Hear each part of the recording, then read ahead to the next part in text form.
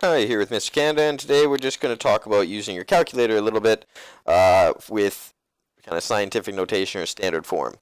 So, buttons that you may not have used on your calculator too often are probably this little up arrow or this 10 to the power of x. Okay, you probably have used the x to the n, but it all depends on what calculator you have. So, for some of you, we're just going to look at how to input these for example 1. Okay, so. Bear with me, my computer. One sec. So, here, we're going to look at this example here, okay? So, we have 2.3 times 10 to the 5. So, this little up arrow here, if we were trying to write this out in our calculator, we would write 2.3 times by 10, and then this up arrow with 5. Okay, that's one way we can write that in our calculator. And then most calculators have an S to D button or an F to D. And this is usually the way that we convert. Some calculators I know are a little bit different. And there might just be a little option. But for most calculators, it's something like that. Okay.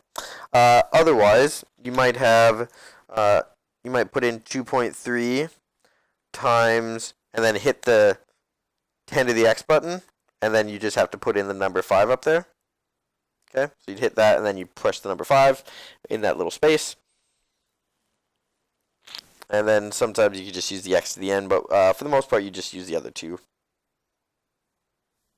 So here, we want to write this in standard form using our calculator. So in your calculator, all you have to do is put in these values, right? Those put that directly in your calculator, and then once again hit your S to D button, and it should put it out in scientific notation or standard form. Like I said, there you might have to change the mode on your calculator to begin with before you start doing standard form problems, but it's quite easy if you ask your maths teacher.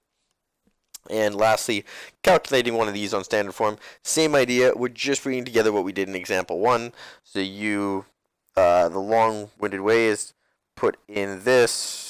And as you can see, the only thing that's changed is I'm just telling this, hey, put this next value up in our indice part. And then, sorry, I should have done that before. Put brackets around stuff like this, just because you don't want it to ever confuse that you're doing 5 minus this other one. Sometimes calculators can be a little, I don't know, spontaneous. We'll say that. So here, once again, put in brackets. 6.43 times 10 up arrow 5 or sorry 8. If you're doing this on a computer, which I would always highly advise against using the calculators on the computer, yeah, just be very careful. And this symbol can be found usually if you hold shift and press 5.